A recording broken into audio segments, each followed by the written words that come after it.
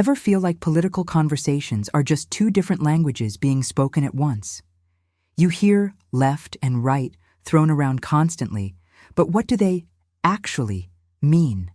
It's not just about donkeys and elephants or red and blue, I promise. This isn't just some abstract academic concept. Understanding this fundamental divide is key to making sense of pretty much everything happening in the world today, from your local school board meetings to global conflicts. And honestly, once you get it, a lot of those confusing arguments start to click into place. Stick around, because by the end of this, you're going to see the political landscape with a whole new level of clarity. Let's strip away all the jargon and get to the core. At its most basic, the left and right political spectrum originated during the French Revolution. Picture this: the National Assembly, 1789. Those who supported the king and the old order, the aristocracy, the church, traditional power structures, sat on the right side of the president's chair. And those who championed the revolution, individual liberties, equality, and radical change, they sat on the left. Simple, right? But oh, how it's evolved. Today, while the core ideas still hold some weight, it's far more nuanced. Generally speaking, the left tends to prioritize equality, social justice, and collective well-being. They often advocate for government intervention to address societal problems like poverty, healthcare, education, and environmental protection. Think of it as a belief in the power of collective action and institutions to create a more equitable society. Policies often associated with the left include robust social safety nets, progressive taxation, strong labor unions, and regulations to protect consumers and the environment. The idea is often that a strong society lifts everyone up, and that some level of government guidance is necessary to prevent exploitation and ensure fairness.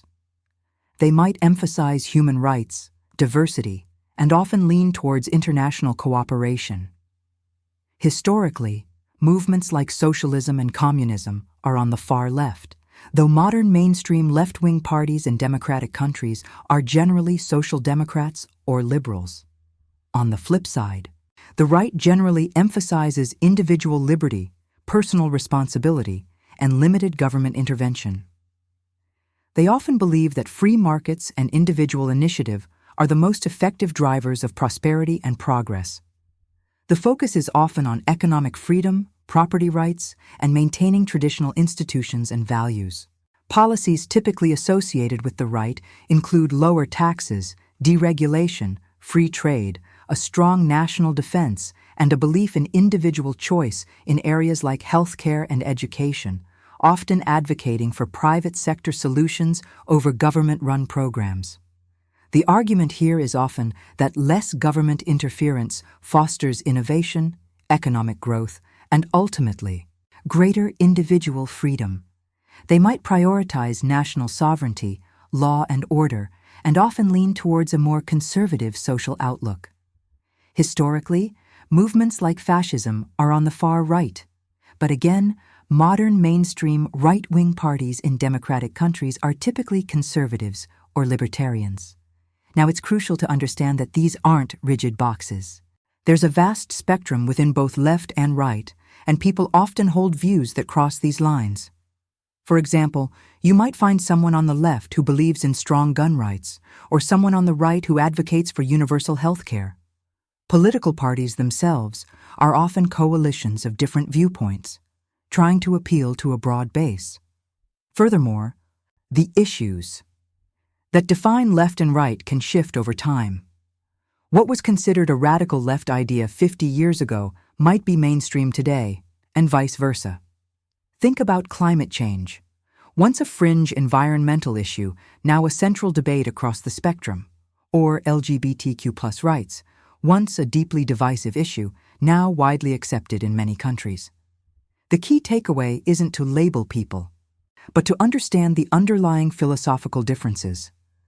Are we prioritizing collective well-being and equality, even if it means more government involvement and higher taxes?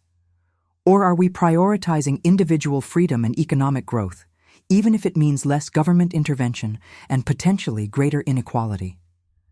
Most political debates, when you boil them down, are a tension between these two fundamental approaches to organizing society. It's about how much power the individual should have versus how much power the collective should have, and what role each plays in ensuring a good life for its citizens. So, the next time you hear left or right, don't just dismiss it as political noise. Think about what values and priorities are being expressed. Are they arguing for more collective responsibility or more individual freedom?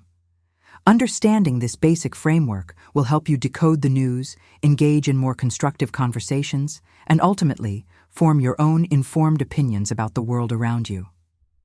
It's not about choosing a side, but understanding the perspectives. What other political terms confuse you?